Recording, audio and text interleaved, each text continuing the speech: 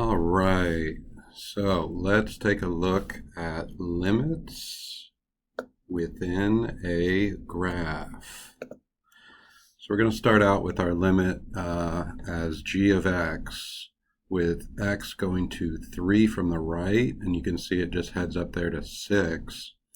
And then as we go to 3 from the left, we've got that kind of cutoff curve down there that's headed towards 3. And then since those two limits are not the same thing, the general limit does not exist at 3 because they are headed to two different places. Now next up we've got g of x going to 5, and we're going to start off from the right again. So as x goes to 5, our function goes up there to 4 where the open dot is. We do not care about that open dot. That doesn't make a difference for us at all.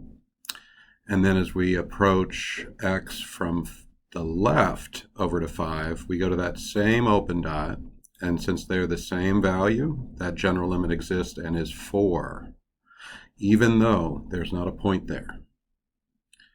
All right, moving on over to 6. So remember, we're talking about x values here. So as we approach 6 from the right, our function g of x goes to 3. And then it also goes to 3 from the left. So we get 3 for both the right and left-hand limits. And since those limits are the same, our general limit is 3 as well. Last up, we've got 7, which got a little bit of a curveball, that filled-in dot down there. Remember, with limits, we do not care what the actual function value is at the place where we're going, which seems backwards. But from the right and from the left, our function is headed towards 4. So we get 4 for our right and left-hand limits.